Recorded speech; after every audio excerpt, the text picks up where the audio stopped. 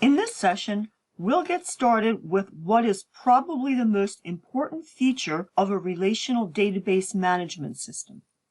That feature is referred to as a join, and it is used to join data from two or more tables together using one SQL statement. To get started, let's take a look at what is meant by a relation when used in the context of a database management system. What you see here is data from two tables in the world schema, the country table on the left and the city table on the right.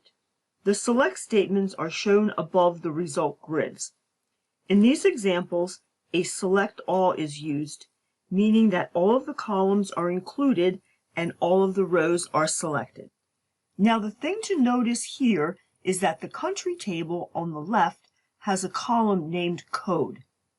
The code is a 3-character country code.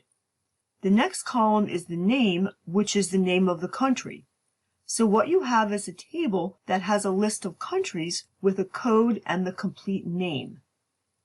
Now look at the result grid on the right for the city table.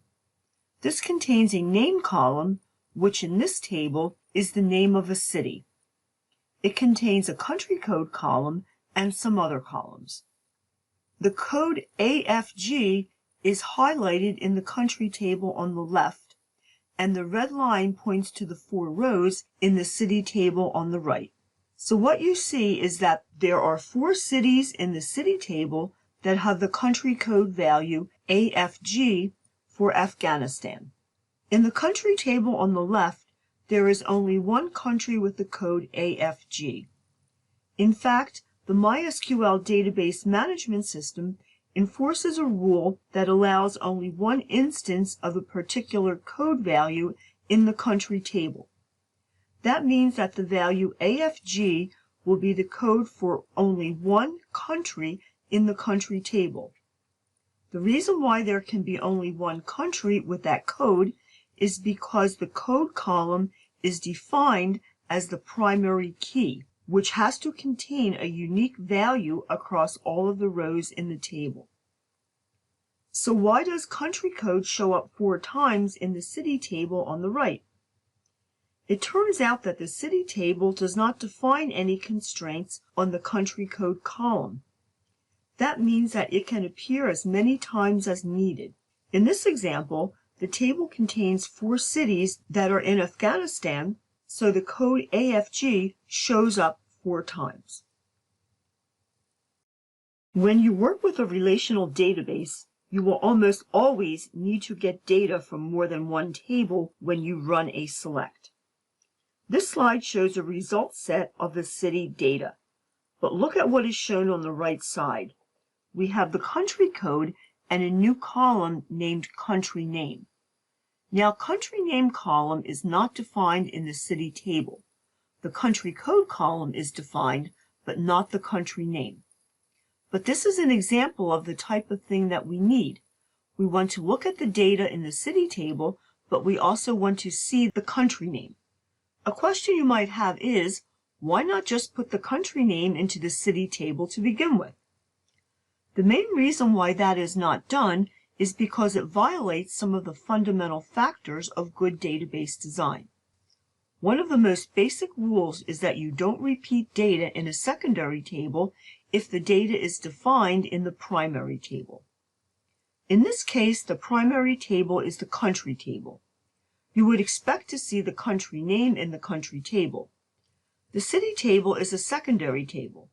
Rather than put the country name into the city table, you instead create a relation between the country table and the city table.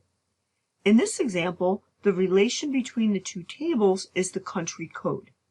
So assuming that we have the tables correctly designed so that the data from the primary table is not duplicated in the secondary table, what we need to do next is find out how to write SQL statements that will provide a result set like what we see here.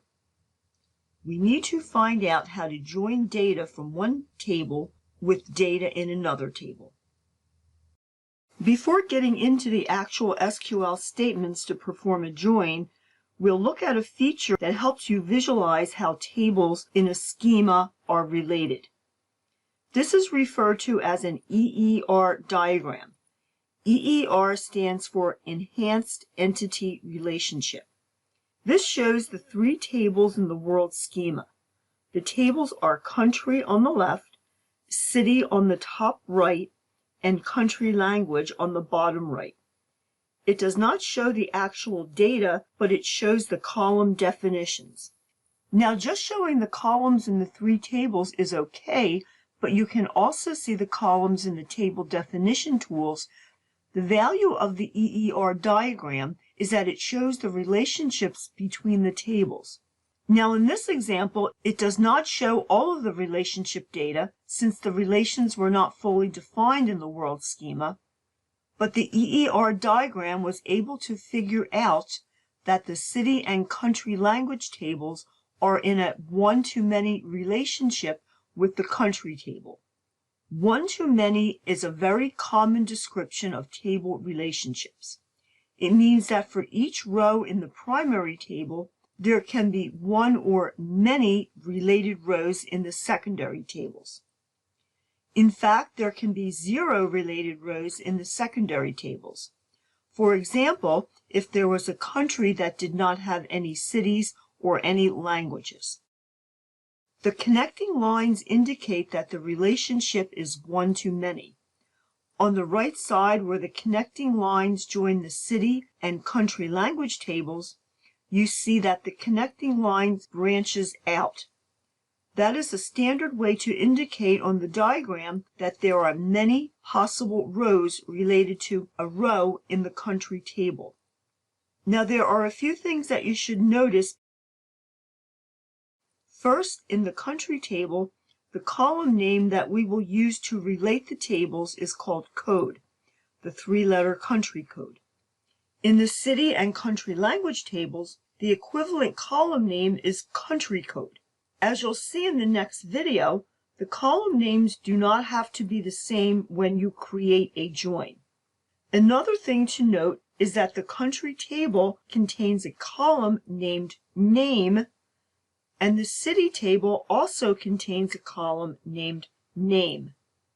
The issue here is that if we want to create a join with those two tables, and we want both the country name and the city name to be part of the result set, we will need to provide a way to distinguish between the two columns that are named name. So here are two problems we are going to solve to get started using joins in SQL. The first problem is the most important. With two or more tables, a data element is in one table and a code is in another table. We need to be able to link or join or relate the two tables based on the value of the code so that we can also have access to the data element value. Think back to what I showed you earlier, where you saw a result set of the city data that also showed the name of the country. In that example, the country code is in the city table, and the data element value that we want, the country name, is only in the country table. The second problem we will solve is how to work with the data in two or more tables when the same column name is used. Again, using the country and city tables, both of those have a column named name. In our join, we want both the country name and the city name to appear in the result set. So we will need some way to disambiguate or tell the difference between the two columns that are named name. We'll solve both of those problems in the next video.